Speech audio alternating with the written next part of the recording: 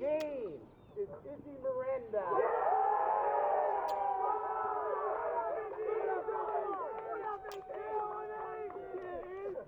Coach, 2019 champions go to Mercer.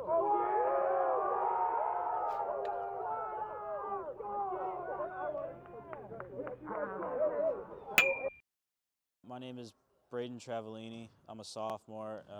I play midi/attack. During that time, I wasn't even really sure if we were going to be able to have a team because the only guys we knew about were the 4 or 5 guys we had from last year that were coming back. But other than that, we really didn't know about anybody else until we met Pat and Owen, and we found out they were playing, and then we all started kind of meeting Coach Ben when he came in to kind of take over the program. And yeah, I mean, the fall was it was kind of weird because we only practiced for 3 weeks and then we were kind of done. But it was kind of uncertain. But I feel like once Ben kind of took over and we started practicing and we got some of the guys out there, I felt like we were going to be okay. Yeah, for tomorrow, just as a reminder, we're going to start in the weight room, get a nice lift. We're going to do helmets and glove practice again. Nice. Okay. You all right? Oh, sorry. Chef, can you check Dan so you can remind him why it's a good idea to do a helmet and glove practice? So, yeah, I guess your diaper just went down. My name is Ben Whitcraft. I'm the head men's lacrosse coach at Mercer County. And why did you come to Mercer? That's a really good question. So I'm actually buddies with the coach that originally started the program, but I actually remember when the program was announced starting. One guy that I actually did coach at Cherry Hill East, he was one of the first guys to come here. His name's Justin Brown, and so I got really familiar with the program. I was the head coach at Delran High School at the time, and the coaching staff actually came to a couple of our practices, introduced a lot of the guys to Mercer County. So it gave me an opportunity to do some research on Mercer County and understand how great of an opportunity, great of a school, and just saw the progression of the lacrosse program. So I actually had received a text message from a high school athletic director saying that the position was still open, and I threw my name in the hat right then and there. And, shortly after, I'm here. You got to see that Chev's coming up. You could slip inside for an easy dunk. That was great.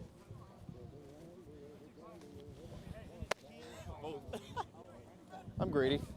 Is there anything you've done personally or anything you've done as a coach to make yourself feel good about going in this game? As a coach, routine-wise, I'm always going to have a bag of Skittles in my pocket. That's just a weird thing that I have, and that's why usually at the end of the spring my dentist gets mad at me because there's 1 or 2 new cavities, which is fine. It's worth it. And my dentist, he was a lacrosse player at Washington College, so he gets it.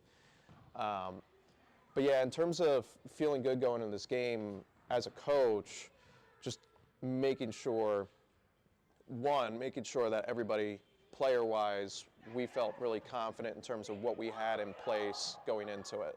I think that's huge. Going over situations as a coaching staff and as a team, situationally, what do we do here, what do we do there? We pretty much have a lot of things already buttoned up there, so that's where there is confidence. I love watching film, doing as much scouting as possible. Sometimes it's great for the players, but it's really even just for me, just to kind of paint a picture in my head of what tonight could look like. So I would say that's the big things, is just making sure that there's no stone unturned, and then I can go into a day like today, relax, and just say the hay's in the barn and wait for the whistle to blow, and we'll go from there.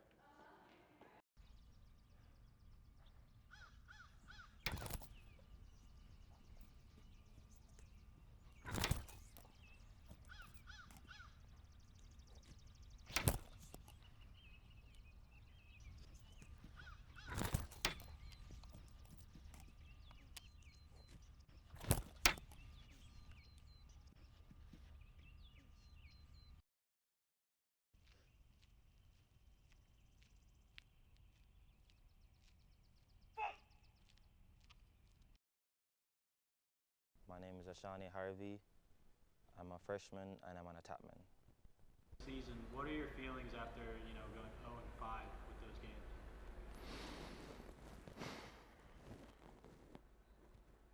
It fucking sucked. It sucked. I'm not used to losing those stretch of games where I did all that, like, came here, struggled, fight, like, as a team.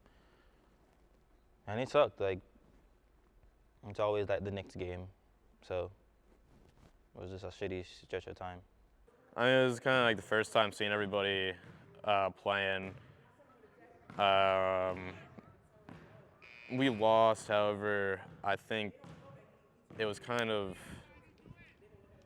wasn't as disappointing as previous losses we've had this season, just because it was a lot of guys' first games at the college level, so they weren't really expected, or they didn't really know the speed and the skill and what basically it was about. So, I mean, I think overall it's a good game, but yeah, pretty much overall it was a good game, and I had fun with it, and I think it was eye-opening for a lot of people. After that, I mean, when you think of Nassau and you think of Hartford, you're talking number 2 and number 1 in the country at that time. So going into Nassau and Hartford, we had one player that went down who was out for those games. My name is Owen McAdams, and I'm a freshman attackman. Yeah, obviously, I don't even think disappointment's the word, for me at least. I think I was really frustrated because, especially with a concussion, it's like you feel physically fine, just you're not, like, in your head. So it was frustrating to think that I was in a state to where I could play, but I wasn't able to just because of the concussion. And it's frustrating not being able to give 100% of what you have to your team, and then seeing them lose a game like that, it's pretty frustrating. Williamson trade, that was kind of a funny game. I mean, I think we could have competed, but we didn't have it seemed like, in my opinion, nobody wanted to play. And also we had the ref issue of refs not being scheduled. So that definitely played a factor into it.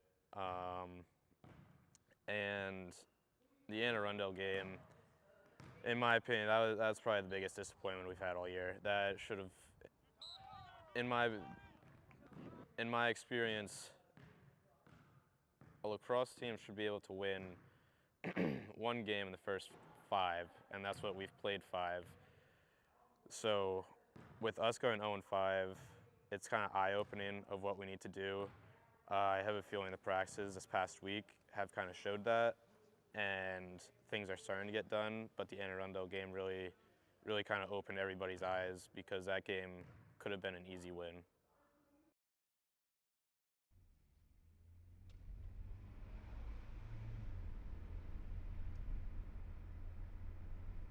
What did it say? No, nothing. No, it's just a regular disease. Don't worry about it. Okay. You're gonna be fine. You're gonna be fine. Was diagnosed with Mercer.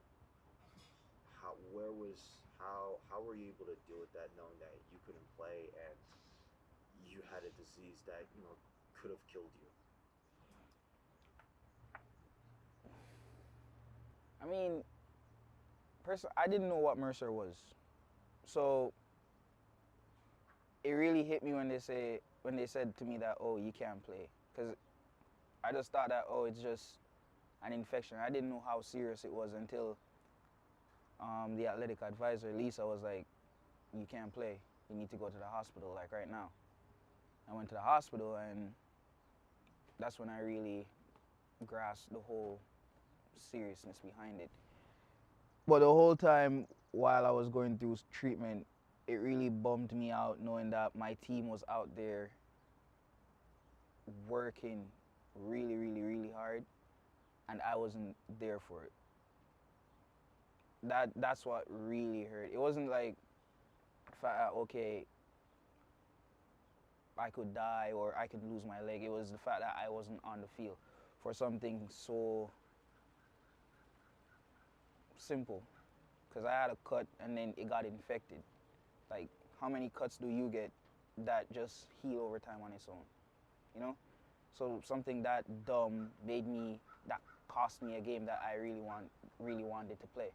Because throughout the whole training, like the whole week leading up to that game, I was working really hard. Only to hear that, yo, you can't play. Not only that, I had to be quarantined from the team for almost a week. It was hard, really hard. Play. It wasn't like I was mad at him and he couldn't play. It was more he had to get something checked out, and you know, if we're talking, I remember it distinctly being like 5:05 and the game was starting at 6, and 5:15 is when we start to meet as a group and then head out to the field. So, I mean, that was tough. I mean, it was a bummer. Like, he 100% wanted to obviously play, but you know, had to do the right thing on that side. And then, yeah, for the game, I mean, talk about a quick audible in terms of trying to figure out a game plan, in terms of depth chart wise. You know, obviously with the number situation, you got to figure out who can go where, who can give guys a breather, that type of thing. So that changed a little bit, but I think the positive thing is everybody all together, including Chev, like everybody was focused on that game. So it would have been really hard for. I mean, I think that I call that a speed bump versus a roadblock in terms of everybody's goals going into that game.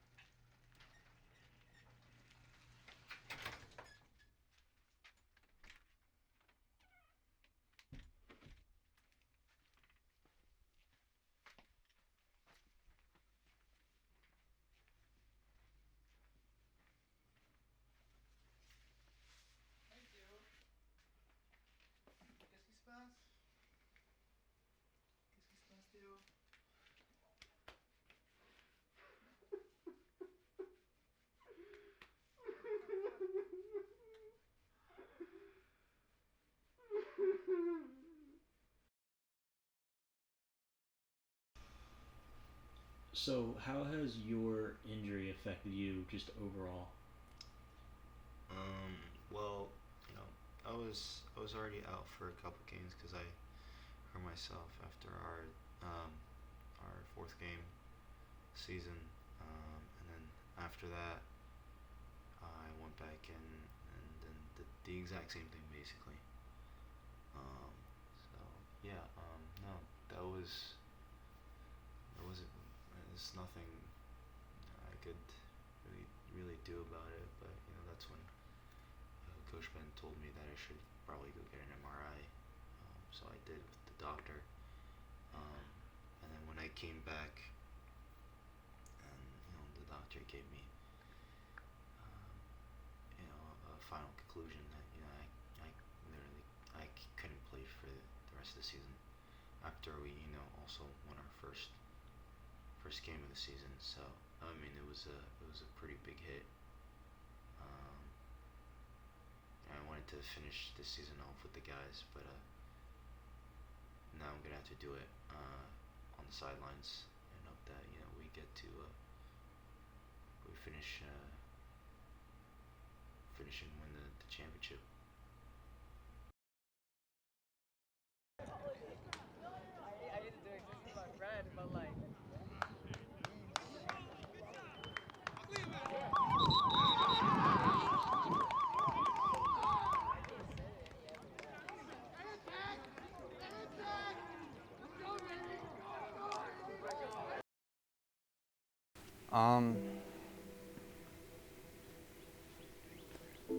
Yeah, the second time we played Sussex was,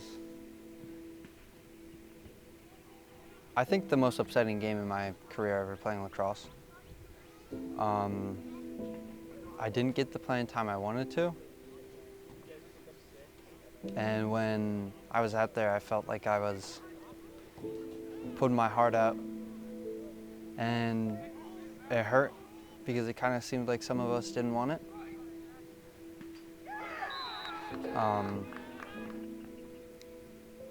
That last quarter, I don't think I said a single word to anyone. I was so mad, I wanted to just cry on the side of the field, but it wasn't done.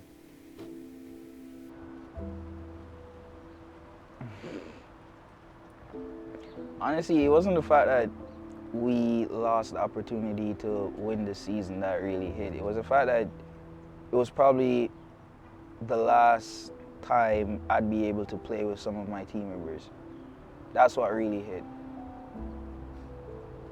It's kind of amazing what a few months can do. You know, we all form this bond, and then life. We just have to go our separate ways. I think right after that last whistle, people who didn't realize it realized that that's the last game for a lot of the people on our team. And I think that's why going in the locker room, everyone was so upset, because we proved that we can play as a team and that we can win.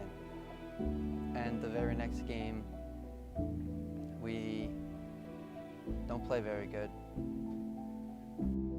The current team, that game was very special. Reason being is all the all the road bumps or speed pumps, road blocks, whatever you want to call them, everything we were running into, you know, there's so many things that could have steered us away, but as a group, we talked about character, you know, really getting better every day and finally getting that reward and seeing it and feeling it. That's, I was pumped for the team, you know, Coach Hop, everybody, you know, that was extremely special. Just so, you know, the guys can feel that. It's actually really funny because right after that game, I gave a phone call to Eric, the athletic director, here, and he was down in North Carolina for a convention, and he was ecstatic on the phone. And if you ever meet Eric, he's extremely calm, cool, collected, extremely professional, but he's in front of all these other athletic directors in North Carolina, and they were like, what the heck just happened? And so he was so pumped for the guys. So for the current team, that was extremely special. What I love is now that's something that we have to remember moving forward as a program, that's how it should be. You know, we should, you know, get those wins, feel good, enjoy it as a group, and start putting more and more together. So looking forward, it's really only good things ahead, and it's something we can look back on and reflect on, but now we just want to have a lot more of those. It is really what I foresee moving forward. And if it wasn't for this group going through what they did and having that game and that experience, I mean, I couldn't tell you what the next couple of years are going to look like, but because of that, that's a huge motivator for everything moving forward.